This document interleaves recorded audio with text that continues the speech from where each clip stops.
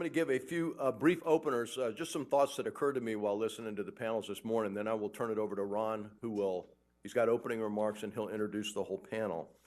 But this kind of tags on to what General Swan just said. I mean, not too long ago, there was no Army Cyber Command. There was no Cyber Center of Excellence. There was no Cyber Institute at West Point. There was no Cyber Director in DA. There wasn't any real visibility of the issue. I mean, I remember talking to Red Hernandez, who was our first cyber commander in 2010, which is when it all started. That's just 6 years ago. And we had our first cyber discussion, and after talking about all our memories of Star Trek, Star Wars, and Battlestar Galactica, we exhausted my knowledge of cyber. However, 6 years ago, the Army was fully engaged in 2 different conflicts with over 100,000 troops. And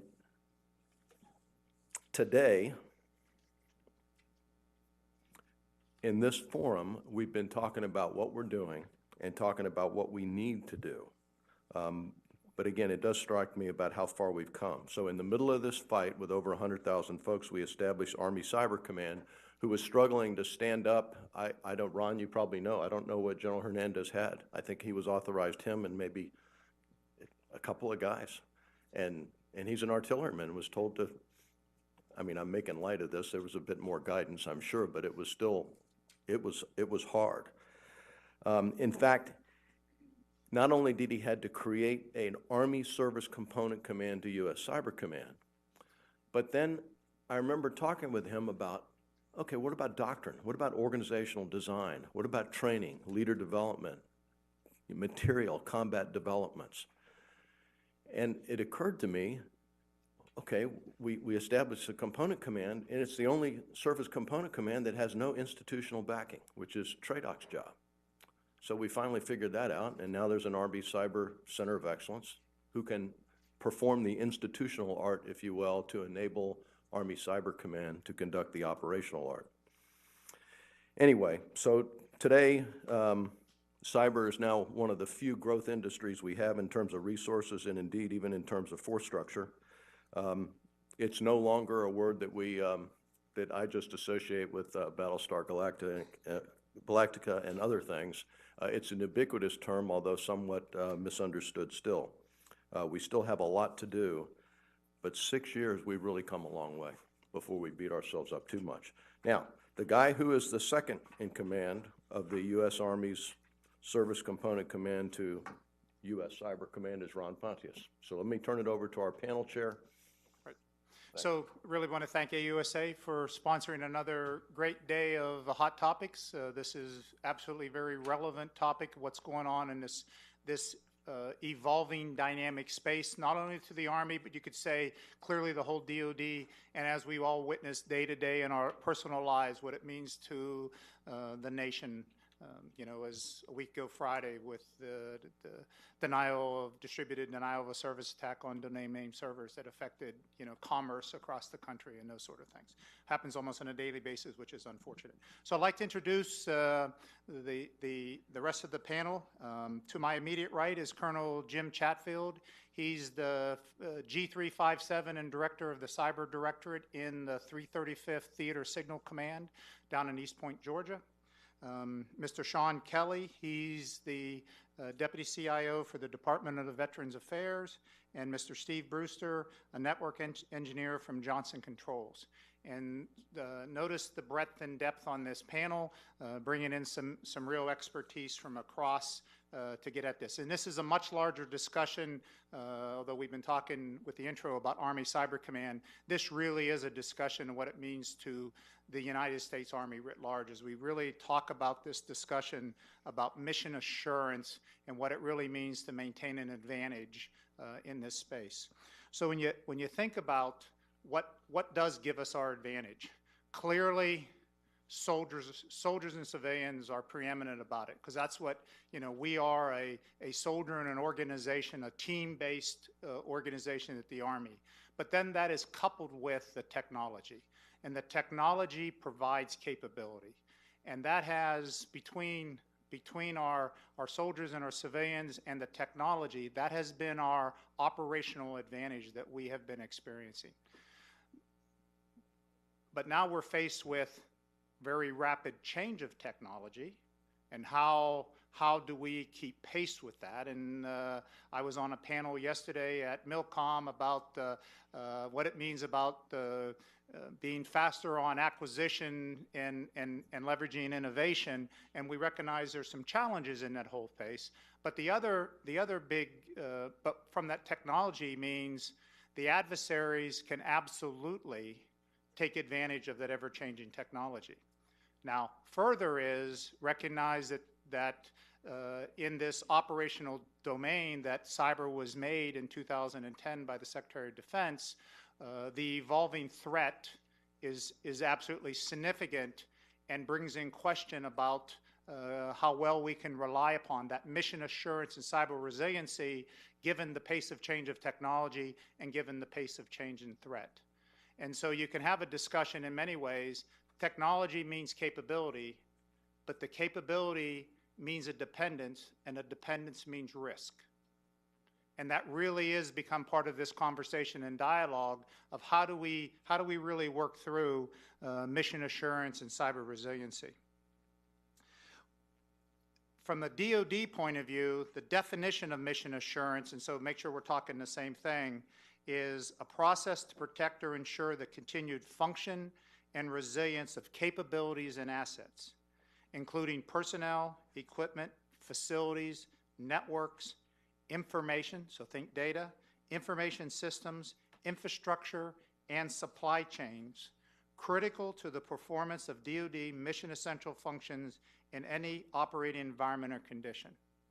Again, critical to the performance of the DoD mission essential functions in any operating environment. And so that's the context, the larger context we're talking about. So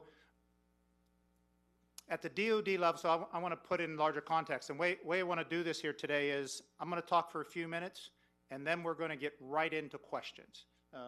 General Walker's got a few preloaded, but again, really want to have the dialogue because this whole topic with mission assurance, I know especially in the industry, you are really, really interested in what it means not only with our new systems coming on, that are in development or in thought, but also what it means to sustaining our legacy systems and what that really means. So we're going to do our best to get through as many of the questions and have an interaction today. So when you think about again, Secretary of Defense, it was Gates in 2010 established it as a cyber as an operational domain. But now if you come in closer, Dr. Carter has really made the whole discussion of cybersecurity, not only what it means from the networks, data, and systems, but also what it means from a culture. Because the critical element in this whole discussion, again, is the human factor. And as we work our way through. So we're working those things in many ways. And when I talk to some of our counterparts of the Department of Homeland Security, as we think about the challenges we have in the Department of Defense, they are very envious about the progress that we are actually making in the DoD compared to what they see in many other parts of the rest of the federal government and then down at the state, local level. So as I said, this whole mission assurance is about networks, data, and systems. And a term you also hear in this is you hear the term platform information technology. Again, hardware and software that is physically part of, dedicated to, or essential in real time to the mission performance of special purpose systems. And this PIT discussion, again, platform information technology, weapon systems, training simulators, diagnostic test and maintenance, medical devices, vehicles, industrial control systems, supervisory control and data acquisition, buildings, associated control systems, et cetera. It's each and everything that has technology across that is directly part of what we do as the Army or in support of the Army. So what has the Army been doing with this? So clearly there was direction from Secretary of Defense, but our own Army leaders also started recognizing the critical nature of need for mission assurance. And part of this discussion is, again, if you think about the last 15, 16 years of war, we have had a very, I say, strong confidence that the systems would be there and we could trust what they're telling us. But in this whole mission assurance discussion is, can you really truly rely on the system's going to be there? And can you trust what the blue and red icons really are, where they're located, et cetera, in a variety of systems? And so part of this is, as the adversary is growing and changing, how do you really work through this? So not only Secretary of Defense, but Congress 2 years ago in a National Defense Authorization Act also gave direction to the Department of Defense to start really getting serious and thinking about this. So the Army developed a cyber resiliency plan, and it has several focus areas. Again, I talked about the human element, so you talk about cyber hygiene and training of the people. That's not only in your office, but it's also with our combat systems, et cetera. Really putting emphasis on understanding the life cycle management, the upgrades and patching of our systems to make sure we're dealing with vulnerabilities. Getting at what it really means to get down onto the tactical, as the last panel started, discussed that cyber support down at the tactical edge and how you really integrate capabilities down at that level. But then actually improve the systems that were in development, but also how we deal with the legacy systems. And again, part of this is, as the Chief of Staff, General Milley's been saying, readiness and preparing for high-intensity combat. So the Army's really focused on that. Secretary of Defense also put out the cybersecurity scorecard, and he basically said, that the basic things that we do in the DoD, we ought to achieve compliance. And we've been working that now for 16 months, and the challenge is we are still not at compliance. And I want to be clear, understand compliance versus risk. If we are fully compliant, we should have a better idea where we stand with risk. But that doesn't mean you're not at risk, even if you are fully compliant with those, because again, the threat has a vote in this conversation. But other things we're doing. The Army's tremendously driving and actually leading the DoD on network modernization, because we are moving to a single global joint network, seamless strategic tactical, the joint readiness security stacks, JRSS and others, really building that, modernizing the network, but we're also working in the Army on convergence. The Army had over 1,000 different networks, so we're working aggressively with our partners, the Army Corps of Engineers, Army Reserve, National Guard, bringing inside what we call the Department of Defense Information Network, or DODN, the Army portion of the DODN. We're also conducting cyber vulnerability assessments of our weapon systems, and we're doing initially 5 to really understand that. We have the requirement from Congress to complete those assessments by 2019. General Milley reorganized the Army Requirements Oversight Council, the AROC, and really focused on capabilities. But part of that reorganization, he brought Army Cyber in as one of the commanders, the operational commanders, to help advise on cyber survivability and the things we're working through with that. The Army is also, as part of the overall U.S. Cyber Command, the command cyber readiness inspections. The Army is doing very well in those, but there are challenges every day as we work through about how do we raise our risk posture and our level. And General Crawford in Army CCOM is really working through about what it means about post-production software support, because the Army just has a tremendous number of systems that are no longer in development, but how do you sustain those systems? So things he's working. And finally, the Army is implementing the new cybersecurity risk management framework, moving from the old DIACAP process and what that really means to truly understand what is the risk base of our again, networks, data, and systems as we move forward with that. So that's in the larger context what mission assurance is. The Army's doing a tremendous, has many things happening, but it is also, as I said, a dynamic, evolving environment in space. And right up front with industry, we cannot, even if money was not an issue, and we absolutely know that is not the case today in the Army, but even if resources were not an issue, you cannot buy your way out of this. This has to be some very smart thinking about what it means, about how we, not only the systems coming in, but how do we deal with the systems we have, what we call the legacy systems, right? When you think about the number of systems in a brigade combat team, 3,000 type of systems. Go from there. The Navy's done some really good work from their Task Force Cyber Awakening and their Cyber Safe that we in the Army are really trying to learn from and leverage. But the Navy and Air Force tend to be platform-based services where we are that soldier and organization team-based service. And so it's some little different dynamics in that, but we are trying to absolutely learn from the Navy. So, General Walker?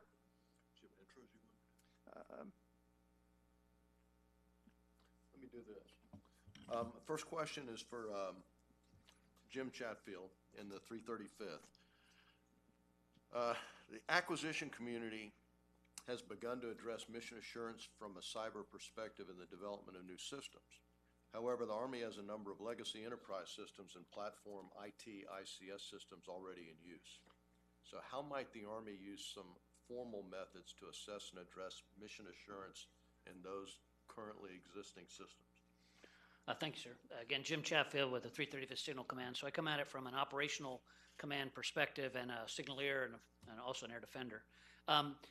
Looking at it, there's a couple of things that I think any operational or functional commander or organizational commander could take a look at that can be fed from either the acquisition community, the vulnerability assessments that Mr. Pontius talked to, but they pull it into their operational environment. And let me kind of explain what I mean by that. An 80A battalion commander, a Patriot battalion commander, he's got an operational environment that is not only composed of his 80A systems, and I can talk a little bit to that, it's my secondary MOS. It's not just his radar, it's not just his ICC, it's not just his launchers and the comm systems that tie into it. But unlike the acquisition community who is really largely focused on that system, he then brings in the part of the Army enterprise that he's tied into in order to support his operational process and to support his sustainment process, his personnel. And so his operational environment, when he looks at risk, as Mr. Pontius pointed out, is much broader than just the system. So I would say that the first thing that we could give to leaders is the ability to teach them to understand what their portfolio or their operational environment it consists of. And then the second is our taking tools that we've already educated Army leaders on to date, but formalizing those methods. The risk management framework, for example, that we're transitioning the DIACAP from, which takes an industry standard RMF solution that's been around for a long time. I use it pretty extensively on my civilian side for project risk management. And just giving them some essential tools to look at their operational environment and assess their risk and therefore what mitigating steps they can take for it. And let me give you a couple of examples, real basic Army stuff. If I am a movement control team tied with a truck company and I have to get my trucks from somewhere in the rear of the rear area operation to the FLOT or FIBA area, I know I have to traverse through an environment that may or may not be friendly. I've got an MSR to rely on, I've got a number of checkpoints, I've got communication systems that I rely on, plus then I have my own trucks, I have my own Blue Force tracker, I have all that stuff, and I'm going to go through my rock drills, I'm going to go through my pre-combat checks and my PCIs, I'm going to do all those things in the physical world to minimize my risk of getting from point A to point B. Well, from the same perspective, we've got to educate those leaders to do a risk assessment from their cyber perspective for what they can control. In particular, as we start looking at organizations like, let's just say, a USACE, U.S. Army Corps of Engineers, a district commander, and he's got a number of systems, both ICS and SCADA and enterprise systems that he relies on, giving him some tools and some support to assess his risk at mission assurance, not only from those systems that get delivered to him, but then as they're brought into his total operational environment. There was a very interesting talk given last year by Mr. Mike Davis at one of the cyber talks last September, where he implemented the use of a tool that's been around for quite a number of years. It's called a failure mode endpoint analysis. It's something used by structural engineers.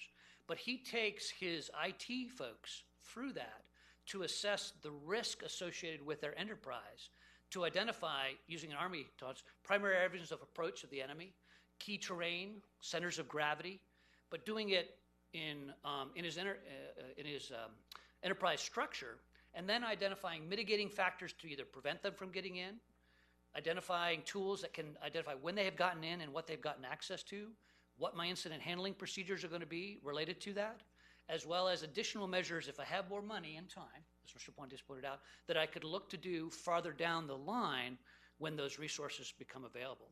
So I think that it really is a number of measures that if we educate leaders who are in charge of some kind of an operational environment to take the input on vulnerability of their systems, the cybersecurity awareness of their individuals, but then frame that into an operational environment and then apply a few of these standard tools that we've already started to use to help them further reduce the risk and increase the mission assurance. Thanks, Jim. Next, Sean Kelley. You know, this morning, the panels and the vice both talked about the importance of our people with cyber skills. Can you talk about the talent management process for those people? How can we change that process to help folks rise to the challenge that we've given them? And are the right people out there available right now? I'm colorblind, so I had to look to see if it was lit up. But it is tough, and I think we're all struggling from this. I serve in some committees with some folks in the FBI, and they've talked about that, you know, when people used to get into the FBI, they used to stay their whole career. And nowadays, they're not. Industry's taking them at an alarming rate. VA, you know, I'm sitting in a room of Army folks, but I'll say we have the greatest mission in the world, to serve our nation's veterans. And in that capacity, we had a lot of folks that just would stay. And even now, we're starting to see those folks leave for industry and the commercial sector. And so we have to grow them. We have to have a robust training program. I taught for SANS for 10 years. I've taught at the Education and Masters of Information Assurance. And it is a great field, but it's also a very competitive field. And it's going to become more and more competitive as we go through. And so you have to tie the mission to what they do, because otherwise it is going to become about money. And there's no shortage of folks that will pay our best cyber folks for what they do. And so how do you retain them? You make them, you tie it to the mission, but you also continue and train them, because this is a field that if you don't stay fresh, you will quickly become outdated in it. And I can tell you today, I could not load Linux on a box. I used to do it all the time. And I'm outdated in that field. And I've moved more to the operational and making sure that we keep our facilities up and running every day. But workforce management, having a plan, making sure you're training within, making sure that they feel like they're connected to the mission, and make sure they can see what they're doing. VA this year has dedicated more resources to information assurance than we ever have. We fully vetted, and within 100 days of Ms. Council reporting on board, she delivered to the White House our enterprise cyber strategy. And it was the first comprehensive strategy the VA has really ever seen. We've always been kind of just to compliance, and when we hit that compliance, we stopped. You know, the cyber community really has to look at things quite differently nowadays. It just can't be about the knowns, and that's what compliance is. What we know exists today, but then we still get hit by the unknowns. And so that we just had to have a comprehensive plan as we bring them on and let them see. The individual earlier asked, well, what if I don't want to move into the management ranks? And I understand. I think we've all struggled with that in cyber at some point in our career. I like fat finger on a keyboard, but we need us to step into the management ranks, because that way we know what you're dealing with when you're dealing with it. And so it just has to be a very comprehensive plan, but tying that back to the mission is the most important piece. Okay, thanks, Sean. And for Mr. Stephen Brewster, can you talk a bit about industrial control systems and some of the challenges associated with them? Yes, sir. First of all, I just want to say thank you for inviting industry here to participate in such an important topic. Industrial control systems is a building automated system. If you look around the room, you see thermostats, a big need to manage energy, save costs on energy, understand how much dependencies you have on utility companies and whatnot. It all revolves around gathering an aggregate of data, understanding what the temperature is, various types, parts of the season, things of that nature. So this is executed through what you would normally call IT components, but these same technologies have been used in buildings in order to aggregate that same set data. We've all heard of SCADA, supervisory control and data acquisition, types of control systems that generate, or I should say supervise manufacturing processes, such as building cars or things of that nature. So these types of systems are in use. Installation Management Command and standing up installations and garrisons deploy or employ these particular systems to manage their buildings. And it's a great concern when looking at various threats and risks to the enterprise, the DOTN in particularly, and seeing how these systems are connected, these industrial control systems are a key part of that mission. Okay, thanks, Stephen. And then back to the chair.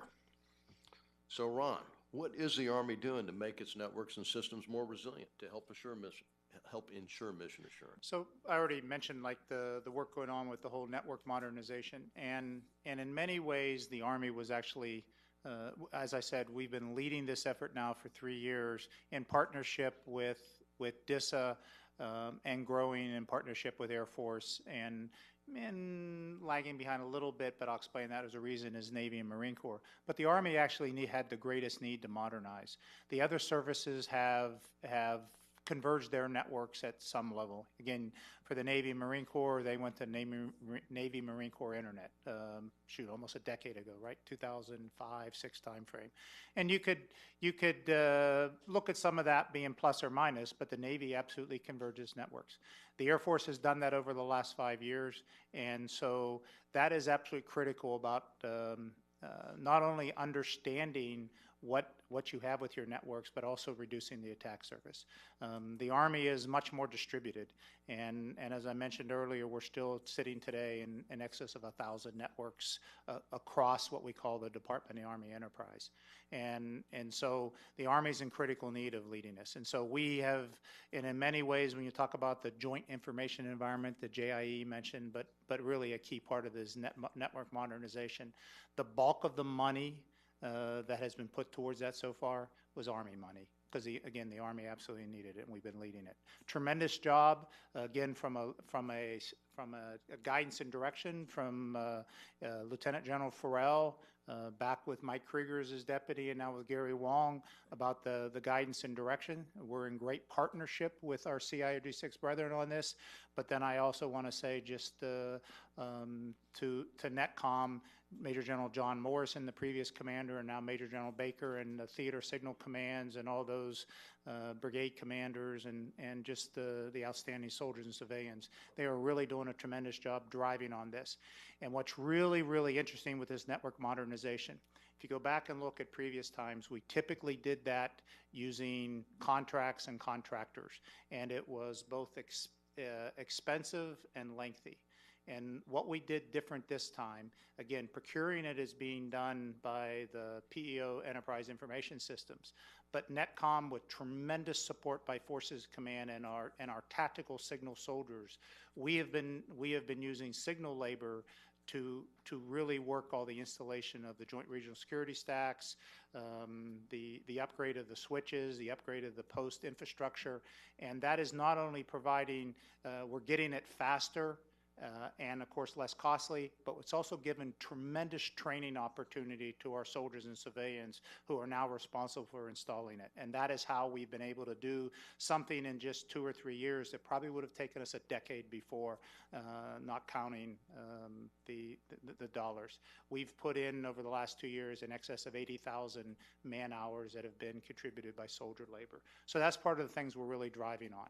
The other thing is really starting to understand, again, I mentioned the cybersecurity scorecard, really getting so we can understand what every endpoint is on our network, what its status is, what its configuration, what its patch is. And we are challenged on that right now today in the enterprise. And so we're doing things like HBSS. We're in fiscal year 17, we're going to be shifting from the Army managing the hardware and software. We're moving to HBSS as a service, so we can turn our focus on the data and what is it telling us, and have an industry partner really work on managing the boxes. And so again, that's a great example how we're trying to move ahead to be much more efficient and effective to get at this. Again, trying to reduce attack surface, trying to truly understand what all our endpoints are. And the other thing we're doing is really about, we have a big data analytics effort to really understand what's going on the network, because we have a tremendous amount of sensors that generate data. Without big data analytics, you really can't look at it. There aren't enough analysts. And so using that big data analytics, it can then focus, hey, there's something, data flowing here that normally isn't. There's a connection here that normally isn't. And then the analyst can look at it. So those are some of the things we're working on. Again, tremendous partnership between Army Cyber Command and CIO G6, but then with this, any other services.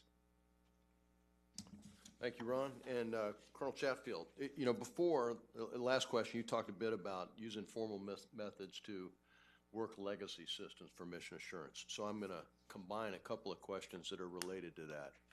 What about coalition forces? How do we assure mission assurance with coalition forces? And while we're at it, how do we do that when our budgets are a bit confused?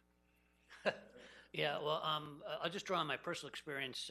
When my last combat tour was Afghanistan, we actually rolled out CXI in Afghanistan in the 2010-11 timeframe. And very similar to the process that we roll through when we roll out a new update to WinT, or we roll out a significant upgrade to the network environment. Collaboration, coordination, standards, and most importantly, civilian terms, project schedules, or military terms, POAMs, that we all agree to, and to use another industry phrase, RACI matrix. Who's responsible for what? And there's agreement on that. What I will say is when we rolled that out, and it was a pretty hectic schedule that we rolled it out over, all during the surge, there were responsibilities that went across all the coalition partners, both across the RCs as well as USA 4A, ISAF, IJC. And it was essential. We probably had 3 to 4 coordination meetings weekly from the IJC down, and then with each of the RCs. And I was in a particular role where I worked for the 335th Forward, and we were doing a lot of the communications integration. So we were delivering capabilities that would then enable, whether it be fiber conduits, whether it be a satellite park, or whether it be a data center that would host both U.S. systems and CXI. And it was extremely important that we laid out a plan that everyone agreed to, and the roles and responsibilities that resource that plan, and then constantly coordinated because of the fact that we are dealing with disparate supply systems, information systems, operations planning processes, even though we are a quote-unquote coalition. I think those were some of the keys. Okay, and I'll try, we're in the audience questions now, so I'll try to target it to somebody, but ask the rest of the panel if you've got a comment. And you didn't talk about the budget piece, so how do we do that with our budgets confused? Anyone else want to add in to this question? I'll add from the VA, there's never enough money. We have one of the first centralized budgets in all the federal governments. This year is $4.2 billion just for IT. I think at my last prioritization session, we had $6.8 billion in requirements. And, we fully funded $370 million this year for cyber. But is that enough? Obviously, we have a lot of work to do. We have, in just my portfolio alone, I have 116 systems that are probably 30 to 40 years old. And I have one that's on a mainframe that isn't maintained by any contract. And 113 of them are severe or moderate in the security GRC risk vision. And so it's a huge problem. And we have to figure out how to tackle it. And how do you secure that kind of environment? And so those are some of the struggles that we have. There's just never enough resources. You just got to figure out where the priorities are, as well as, we saw 8.3 million veterans last year. And so we have a humongous load on our system. And so it's always going to be a trade-off. And I'll add from the Army, and that's one of the challenges the Army is thinking through. What does it really mean about how do we, given the risks that we have, especially with our legacy systems? As I said earlier, you cannot. There is not enough money to bring them all up. So what are the things we need to do? How do we understand, as Jim talked a little bit about, understanding what are those most critical systems, right? But then you've got to put it in the context of the system of systems. And you have to be very aware, it's not just about the combat systems. It's about what are the various avenues to get to those combat systems. And I think everybody in this room knows, let's take the Target breach from a couple years ago, right? The adversaries got in the point of sale system. But how did they get there? They targeted the Target's HVAC contractor got malware, and when that HVAC contractor was servicing one of the store's HVAC, that was the avenue. So you have to really think in the larger way of what's the soft underbelly. And you have to think about this in that larger context. And so much of this discussion, this is part of, I think, the good work the Navy's been doing about understanding control points. How do you understand, maybe you're not upgrading all the systems, but you're understanding the flow of data and access in and to out of a system. Maybe those are some of the things we work through. Maybe there's cases where we need to make the hard decisions that we need to terminate certain systems. Their value versus their risk versus their cost, right? Because the Army has tens of thousands of applications, right? And so as we work those through, so part of this is, again, the prioritization piece and really understanding the value, risk, benefit, and cost. And these are tough decisions. This is also where industry can really help. Industry can be thinking about what it means to, what are some of the things we could do with again, the legacy systems, how we can manage risk and understand risk with those things, right? How can we do that most effectively and efficiently and balance it? But also, I want to be really clear with industry. The DoD is very, very serious that moving forward, that systems must have that cyber survivability, the attributes. And there's some joint agreement on that will soon be approved by the JROC, that I believe all the services will be implementing some common standards of what it really means about cyber survivability. Thank you. Sean, would you take the lead on this one? If you're advising the incoming administration, what advice or recommendations would you make to enhance their interagency cybersecurity efforts? As a career executive, that's always a dangerous question, isn't it?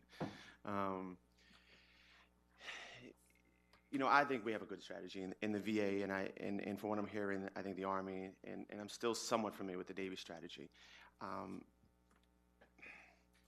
But we have to really rethink how we look at cyber. If you're a subscriber to IDEO methodologies, as I am, and if you watch any of the videos, if you haven't watched, I think the best one is how to create the new shopping cart. And they get in a room, and you're not allowed to say you can't. We can't just be compliance. We can't just be checklist bound. We really have to get in. I mean, I believe that we have the folks in the room that can make these decisions and have the knowledge. But I even know, I had a great experience a couple weeks ago going to UNC Chapel Hill for the executive course.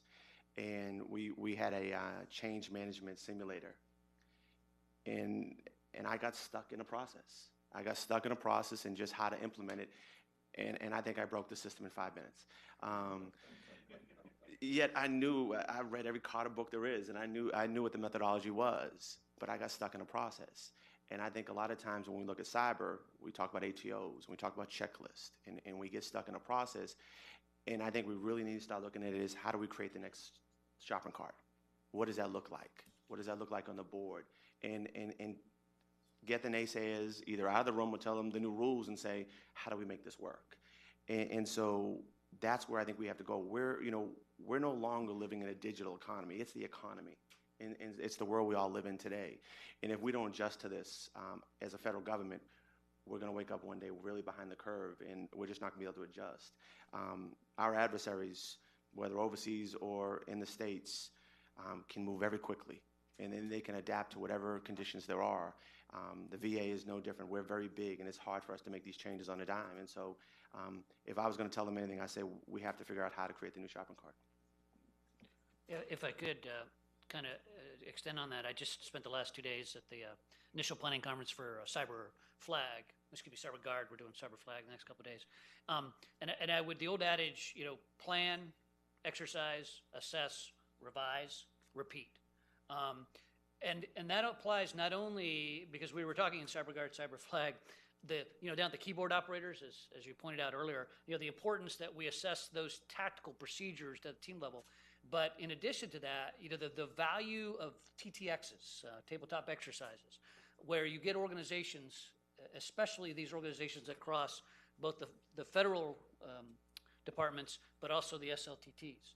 and you look at each of those processes, one of the things that we're doing in this upcoming cycle for Cyber Shield, which is when the Army Reserve and the Army Guard do together, we're actually holding a TTX in January because between the NDAA authorization and changes to the Immediate Response Authority that went on a few years ago, where I have cyber teams all over the country with affiliations with local governments, with local industry, the very likelihood that the governor's FEMA director will know one of my CPT directors who happens to be one of his staff members during the week on his IT side, and they have an incursion. He turns around and asks for IRA help from that local CPT before anybody up in General Nakasoni's office ever hears about it. It's a very high likelihood.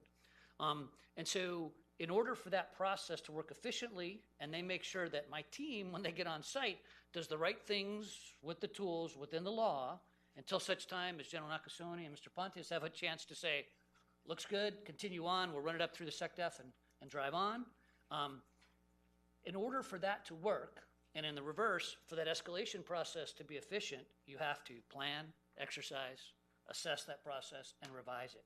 It does not happen just because everyone writes it down in a SOP and publishes it, or writes it down in a PPD and everybody agrees to the PPD. It is very essential that we work through, as Mr. Pontius pointed out earlier, because we are a human-based organization, we have to work through these processes to ensure that the communication paths and the processes followed by people are efficient and react to the problem. Thank you. And for Mr. Brewster, Stephen, can you offer your opinion on the vulnerabilities of critical infrastructure in support of Army mission assurance? Absolutely. So one of the things I wanted to kind of bring back up in that light, those of you who were impacted by that recent threat that actualized against the internet at large, right, where Twitter kind of went down and Netflix didn't work very well because the den was being attacked or whatnot, that attack came through compromised IoT devices. And if you look at facilities and installation management and the components they use in order to execute their mission, the majority of those types of devices are like IoT devices. Firmware that uses standard Bluetooth interface or some type of 802.11 Wi-Fi type interface that doesn't have a lot of security built into it. There's not a lot of checks and balances to the manufacturers to ensure that those protocols are secure. However, we leverage those in our everyday activities, in our lighting systems and whatnot. And so when you see those types of threats out there where IoT devices at large are being used to make large attacks against the internet and things of that nature, therein lies industrial control systems as being a major part of the threat vector against our mission.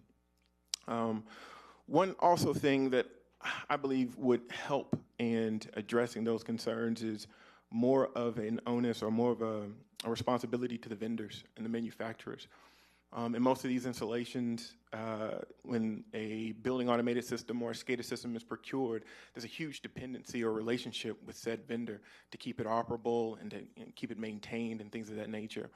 And so the same requirements that you would put in a normal acquisition of, say, platform IT for weapon systems, where the software undergoes rigorous analysis and scans, that same level of requirement needs to be placed on SCADA equipment and industrial control systems so that you can identify those vulnerabilities in that controller during the acquisition, during the procurement, and ensuring that that vendor has a strong patch management process, a maintenance process, a security configuration guideline that through your processes of maintaining said system, your personnel can implement and use and integrate into their own incident response practices.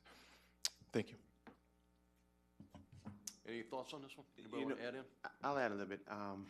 Before I joined the VA, I was a consultant. I did a lot with medical device companies. And VA, and I'm sure Army MedCom deals with it as well, as we have 70,000 medical devices. And medical devices are very, very expensive. And it's really hard when you're dealing with some of these companies. I'll bring up one that we were talking. They're a $4 billion medical device company, and they wanted to do business with DOD. And they're like, well, we're trying to get an ATO. We're trying to help them with that. And they're like, well, DOD just needs to hurry up. I said, let me help you out. DOD doesn't care. I said, you either have to create a different business line to do business with the DOD, or this probably isn't going to work. And they decided not to. They just decided to cut the line and move on. you know, you asked me earlier about the IT cybersecurity workforce. You know, I think we have an incredibly, the baby boomers are starting to now retire. The retirement funds are starting to come back up to where they were. And the millennials are now the largest workforce in the workforce nationally. And they are very driven by that phone and IT consumerization, and they want that. And, you know, when we look at our staffs, they're no longer, you know, making the same, you know, the IPCAC was the old joke we made, error between keyboard and chair. They're growing up very, very in tune with IT, and they want robust systems. And we've got to figure out some way to make those secure as we deploy them in our environments.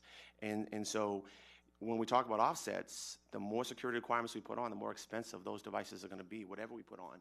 And that's going to make the offsets even harder as we prioritize. Yeah, I would add to that, you know, again, coming from the Army Reserve perspective, one of the areas that we are for the Army is we're their logisticians. I think 68% of the Army's logistical force is in the Army Reserve. And being a signal command, we provide all the communication support for all the many exercises the Army Reserve runs across the country. We probably provide comms for about 40,000 logisticians a year for their various exercises. And so let me give you a very simple scenario. You're working with an in-country vendor, your in-country vendor ordering system. You order 1,000 cases of water to be delivered at Site X on day Y. You are completely dependent on that delivery management system from that vendor at that point in time, that many cases are going to be delivered on Site X, date Y. If that gets compromised and they deliver 100 cases of water to Site D on date A, and that's because they've compromised their system, or because their use of Internet of Things has created a gap in their otherwise very robust, if you're getting to me via laptop or a desktop, I'm all set, then you have a huge vulnerability. So that is one of those things where we talk with our partners. It is essential for us to understand the vulnerabilities that we introduce when we do go to a contracting solution. And we do that quite a lot. For any of you who've spent any time in theater, we completely rely on an awful lot of in-country vendors by design in many cases. But it does introduce a considerable risk vector to us in my earlier comment, our operational environment, and what has to be considered. And of course, also the operational security of, that is the 1,000 cases of water going to that point X on such a date, right? What that means from an operational perspective also. This morning in a cyber triad, if you will, was explained to us. You know, that our cyber was at one apex as the operator, and Cyber Command as the institutional supporter, and then the Cyber Center at Army Cyber Institute, that is at West Point, described as the innovator. So, I know they have done a lot of work in the field of mission assurance. So I want to, we're going to go outside with a special guest panelist and ask Colonel Carlos Vega, you know, the business of mission assurance, you know, we're going to be able to do the mission as opposed to compliance. We're going to follow all the rules on the checklist. I mean, they're in conflict. So which one has priority? How do you figure that out? Well, thanks for including us in the conversation, General. There's some misnomers when you talk about compliance and mission assurance. And so let's get a couple of things out there first. Compliance does not equal security. Security does not equal free of risk. So if you look at compliance, it's a point in time. It's a snapshot. So think of it as your Facebook or LinkedIn profile picture. It is the best you have to put forward given the photoshopping, the editing, and all the pictures you had to choose from. But if you look a little deeper, you're going to find that it's a lot worse than that instant or snapshot in time. So we have to understand that there is risk involved and manage it from that perspective. Now, I was in the mission assurance and accrediting of networks about 4 or 5 years ago when RMF was coming on board, and it's disheartening to hear that it's still coming on board. So when we're going to get there, who knows? But understanding risk is the critical thing, and we we take that lightly, or in a sense, or we don't accept responsibility for that on our networks. And I say that because we put second lieutenants out there to fly aircraft every day. That's a life or death situation. And trust me, I trained some of those folks. It is a life or death situation for the instructor pilot. But we think that the network has to be completely risk-free for it to be okay. But we don't accept, other than our most sensitive systems like space, nukes, do we have the formal methods of security at that level. So we understand that security is something, or risk management is something we do every single day. Driving here was probably more risky than some of the folks who are deployed forward. So we understand risk every day. It's also mentioned a few other things regarding what we have control over. And we often focus on that. Remember, compliance is checks on what you have control of versus the other things that impact your ecosystem or impact your system. So in operational terms, we have our area of responsibility and our area of interest. We often look at our area of responsibility only and not take into account our area of interest, the other factors that impact our security or impact our risk. So that's the partners that Jim Chatfield mentioned. That's the other systems, the IoT that Mr. Brewster mentioned and Mr. Kelley mentioned, is that we have to take all those things into account. And while we say we don't have control over that, in military terms, we don't have control over a lot of things, but we still accept some responsibility for that in our area of interest. So we can't just blow that off because we don't have the ability to change the firmware or change. We have to take that into account. Any comments from the rest of the panel on this tension between compliance and mission assurance? Yes, sir. One of the things, responsibilities upon Johnson Controls as we support MCOM and other commands and installation support or installation management is going through RMF, right? And typically we see, the common language in the contract, thou shalt be compliant with 8510, go be successful. And one of the first activities is typically the hardest, and that's the categorization of your system. And to get first the system owner identified, and also to understand all the different types of information that this system is going to process, and then furthermore, identify the information owners, because the information owner is not the same as the system owner. And the risks that the information owner says, oh, you better protect my data from X, Y, and Z, because this is how I do it in my own system, and I'm interconnecting with you, that means I have to have the same level or better security protocols in mind, right? So those early conversations that would drive a risk determination later on are key. And I find from the industry perspective, educating the areas that don't have a strong cyber personnel. You go into a Department of Public Works and there's an energy manager, but it may be very small and he may not even, or she may not even have an IT staff, and yet they have to go through risk management framework, right? So, we've been seeing those challenges and been starting off day one with education and trying to integrate other commands or representatives from other commands to come in and try to help talk and advise these particular energy managers or whatnot on how to pick out those proper individuals to be in this conversation of categorization. Thank you. Okay, let me go back to Mr. Pontius to take the lead on this one, and then we'll pass it around. What is Army cyber community doing to encourage innovation? That's a great question.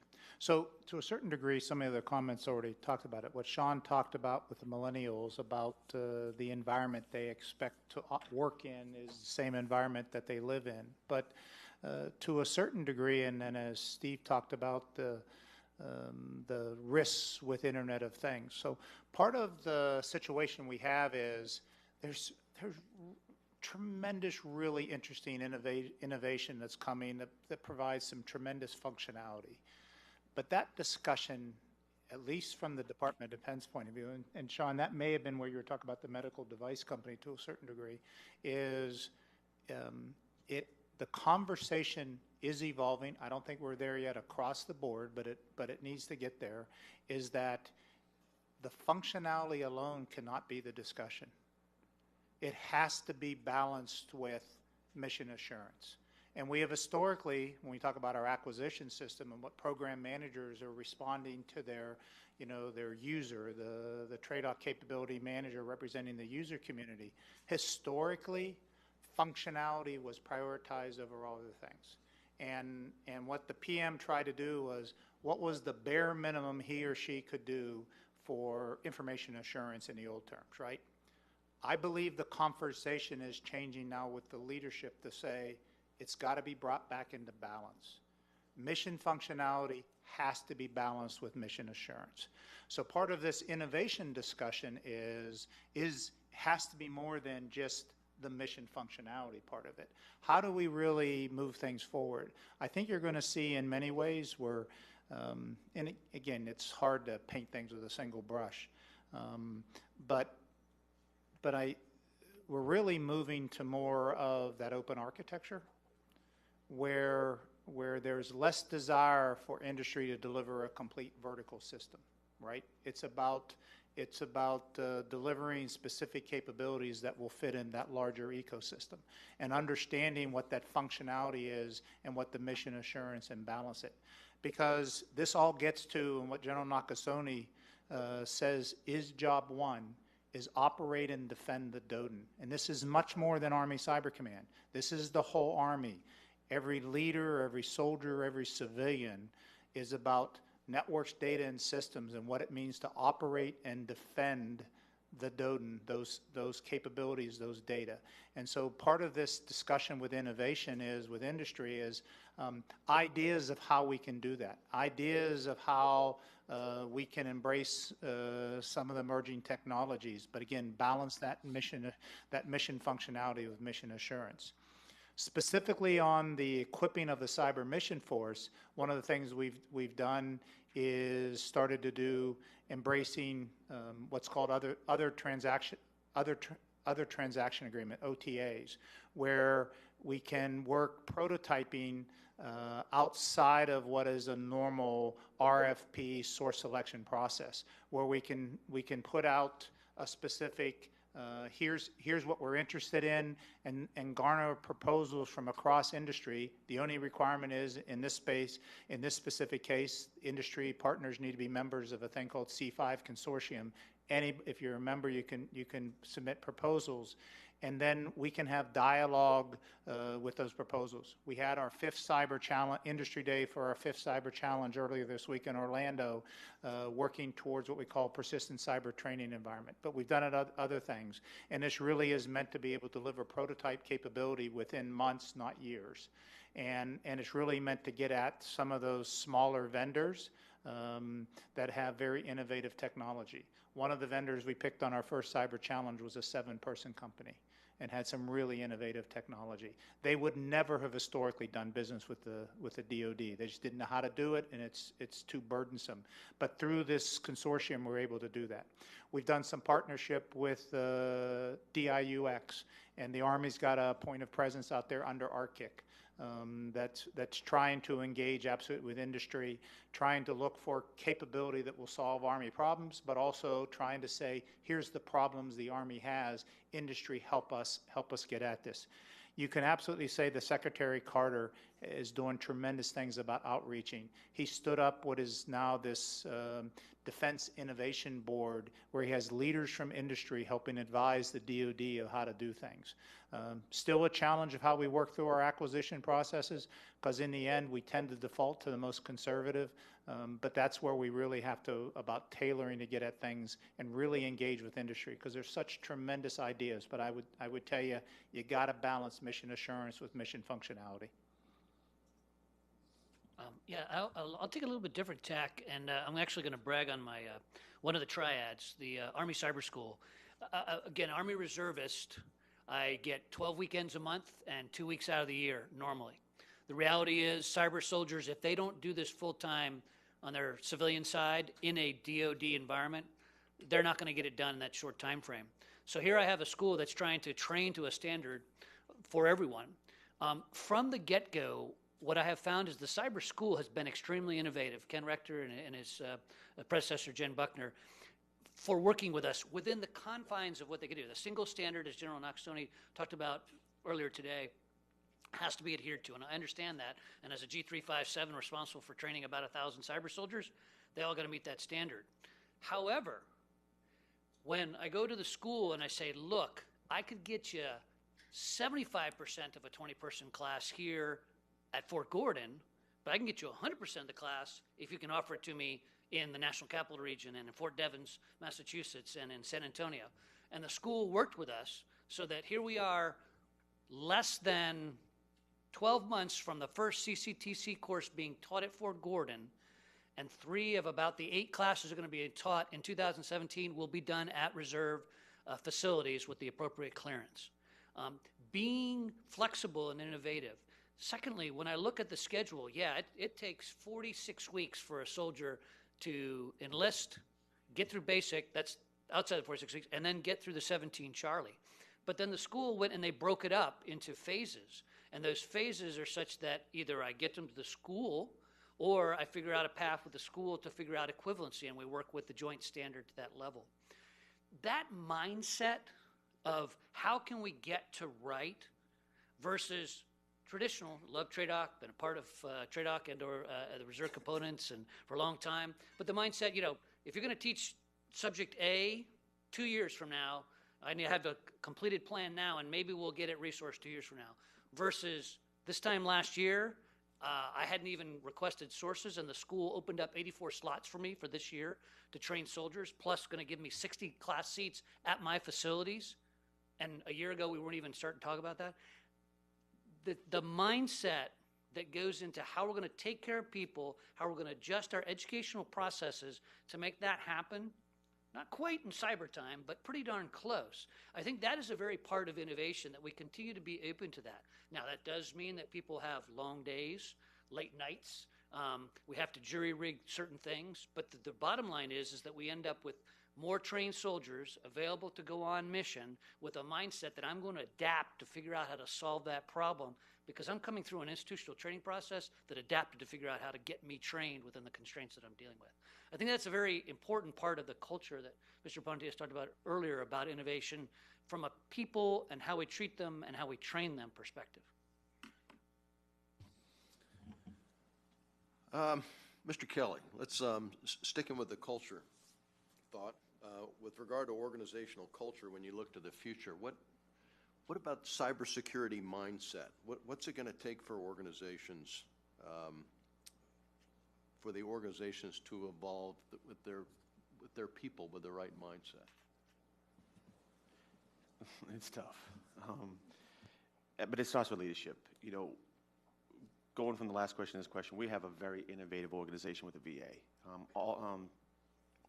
Vista was born out of innovation. It was a bunch of doctors hiding in closets programming at night, and that's how it was born. And when it came to be delivered to our facilities, it was world class at that time. But as we have innovation now, when we have an entire office that's dedicated to veteran experience, which is innovative, they sit down with veterans, understanding their pain points and understanding how to solve those pain points. But I will say, to our leadership's credit, the first question they'll turn to me and say, Sean, is, you know, what's your concerns with security? We have the longest standing material weakness in the federal government, and it's not a source of pride. But by the end of 2017, we're tracking to eliminate that for the first time in VA history. And so that's a major accomplishment. It's a great source of pride, and that takes the entire organization to go there. When I talk to my counterparts in health, and you talk to doctors, and you know, they just want to treat patients, but they understand that to treat patients and to protect our veterans' data, we have to get there. And so it starts with leadership. It's that reinforcement, because everybody in this room understands security. Everybody in this room understands the importance of security. When it competes with treating a veteran at a medical facility, they're not thinking about security. They're not thinking about how secure this is. One thing that Ms. Council did very, very well when she came on, she asked, we were having a security conversation, she said, where's our borders? And everybody said, well, VHA or VBA or National Cemetery. And she said, no, the veteran. And so when you change that kind of discussion, you get down is we need to protect the veteran. And just like you need to protect the mission of the Army and making sure that soldier is equipped and secure. And so when you get down to that, everybody starts thinking a lot differently. One other aspect I want to say about innovation, speed is an element. If you're really talking about doing innovation, if it takes you 7 years, that's not very innovative, right? So part of Secretary of the Army recently stood up the Rapid Capabilities Office, right, in order to really focus on getting some near-term capabilities in some high-priority focus areas. Position, navigation, and timing, electronic warfare, cyber, and survivability. And so part of that is where the Secretary of the Army, again, talk about leadership, is saying it's really important in this area about getting at innovation, but with speed. Speed is very important as we work through that, and that's the whole purpose of what the Rapid Capabilities Office is really focused on. Okay, I've got this is kind of Army-centric. It's a multi-compo question, so let me target it to Mr. Pontius and Colonel Chatfield. Is there, are there any particular skills that are, but Sean, you and Stephen can absolutely weigh in, that are just suited to Army reservists, as opposed, or is it true, one size fits all? We always say that we're one Army, and there's follow-on to go with this. Or have we fully integrated Army National Guard into the cyber teams that you're working? And how about ACRC Title 10, Title 32 challenges, if we sorted through all that stuff? Very much a work in progress, but let's deal with a couple aspects of this. So the cyber mission force, when you look at it from the U.S. Cyber Command point of view, is 133 teams of 5 different flavors across the force services, and the Coast Guard is also part of this. And so the Army's portion of that was 41 teams, and that was all active component. The Army is also standing up 11 National Guard teams and 10 Army Reserve teams. And the Army has officially requested to make those teams officially part of the cyber mission force, but they aren't right now. But both on the National Guard and the Army Reserve, we are ensuring they are being stood up and trained and established against the same joint standards as all the under 133 teams. And so we're working our way through that. The build for the active components was fiscal year 13 to 16, again hitting that IOC, and then through 18 for the FOC. And for the reserve component teams, the build is really started in FY16, although we stood up one National Guard team early, so they actually were there in 15. But we're working our way through FY16 to 18, a little bit into 19 for really hitting that initial operational capability. And so it is really, I would say that wasn't that Compo 2 and 3 were less priority or were second fiddle. It had to do about what could be handled in the training pipeline, because this is really very extensive training for the military and the civilian across the cyber mission force, across the services. And so it really had to do about capacity of the training pipeline, but it's also given the Army Guard and Reserve time to really get organized on this, again, the limited training days, et cetera. And so I would say that's coming along. There's absolutely significant discussions starting to be had and need to be further discussed of what it means to do operations under the different authorities. Clearly there's Title 10, of course there's a closer relationship between cyber intelligence and Title 50, but Title 32, and as you work through and what all that means. And the Army is working its way through that process. I'm going to let Jim talk more about that. In regards to the individuals, absolutely. There are members of the Army Reserve and Guard that have absolutely tremendous expertise. Talk about industrial control systems and SCADA as an example. That's what they live, that's what they work every day. And we want to absolutely be understanding and leveraging that skill set is critically important. And when you look across the Garden Reserve, where Jim talked about, these are great Americans that are doing these things every day of in their regular work, and we are absolutely working to figure out how to leverage that. And Jim, you take it from there. Yes, sir. Of course, I agree completely with Mr. Pontius and all this, and it's really a tremendous advancement, I think, in the last 15 months of where we've seen the integration going. On the part of the working out with the authorities and everything, as a matter of fact, we're planning a TTX in preparation for Cyber Shield in January with DHS, with FBI, with a number of organizations to talk through for an event that we're going to do. Again, going back to my moniker earlier, plan, exercise, assess, revise. We're going to sit down, take a look at this whole concept of immediate response authority, a cyber event that happens in a state. At the state, it's a private entity escalating up through the appropriate channels. SecDef gives an XORD, and we bring a Title 10 reservist on board. What's the relationship to dual status commander, answering to our operational chain? All those things, we're working through those, and I think we're going to see a lot of advancement. There's been an awful lot from the Guard in a non-federal to cybercom perspective. Now we're starting to introduce that Title 32 slice and that Title 10 slice, and I think you're going to see a lot of advancement in that and a lot of stretching the bounds. Again, going back to my earlier comment, if my team shows up at a private entity for something other than the federal government, they need to know what their left and right bounds are. They need to know what CTAA really means, and they need to be able to help solve the problem without getting themselves in hot water. When we talk about the unique skill sets, I would say that it comes in both the breadth and depth. And so let me, as Mr. Pontius pointed out, we're going to train all of our folks to the same standards. So CPT is going to have all the same work roles. They're going to meet the MOSQ standards, and they're going to meet the IOC, FOC standards, and hopefully eventually those two will be synonymous. But what they'll bring on top of that oftentimes is the breadth of experience because they do very similar things, or the depth because they do it for a lot longer in their civilian side. So let me give you a specific example without getting classified. I happen to have a member of one of our Army Reserve teams, not actually on a CPT, but actually in an organization that assists cybercom. He happens to have about 25 years experience in the logistical process of power management.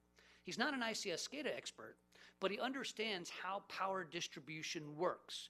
What are the centers of gravity? Okay. So on his BTA weekends, guess what Cybercom has him helping with? Contingency plans on dealing with power management and that system. Because he comes in, he's a cyber planner, that is his role, but he brings that additional skill set. The Guard has a large number of examples of folks that have extensive involvement. So on their civilian side, they're, working in the state's EMA organization, and on the weekends, they're serving in that cyber role, so they bring the two together. In addition to that, I've got a colonel on my staff. He's forward right now doing signal stuff, but in his civilian job, he is the cybersecurity chief for the Florida court system. That guy has put together more honeypot concepts because people are constantly trying to get in and steal vital information. I would say he's a pretty good, now he's not going to be on keyboard, but he's probably a pretty good advisor that we might want to leverage when we're looking to do a honeypot of some type of nature in a particular operation, especially when it's dealing with legal and financial systems. There's just a couple of examples of where it brings that additional breadth or depth to supplement the same standard they have to be trained to, but bringing that additional experience to tap into.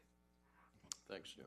And we've turned into a pumpkin, so I'm going to pass it to Mr. Pontius for closing remarks to wrap it up. But I do want to thank the panel, and I want to thank the audience for not leaving your friendly neighborhood moderator out there flapping because he didn't have any questions. And let me just go down. Steve, closing thought? Quickly. Well, again, it's good to be able to provide an industry perspective to this discussion, and I look forward to more types of discussions on this topic. Sean? No, thank you very much for inviting me. I think these kind of discussions are awesome. I think that you have that cross-pollination and just seeing what other areas are doing is always beneficial, and so I appreciate it. Jim? Nothing further, sir. Okay. One last thought I really didn't highlight earlier is something, again, where I said the Army's really moved to be leading in this space. The Army stood up a cyber branch. Career Field 17, Combat Arms Branch. The Army recognizes absolutely cyberspace operations is an operational domain, and they're there. And as we are seeing absolutely now with sustaining the IOC, but going to the full operational capability with Cyber Mission Force, and what that really means about having soldiers that are on this mission continually and not having to go back to other specialties where they were is going to pay tremendous thing. And all four services are looking to do a comment about us for civilians, a cyber accepted service, but the Army's the only one that stood up a branch. Again, want to thank General Swan and AUSA team for hosting today, and so it's been a tremendous day, and I really welcome it. We welcome having the opportunity, and this is about balancing mission functionality and mission assurance, and look forward to engagement and dialogue with industry helping solve our problems. Thank you.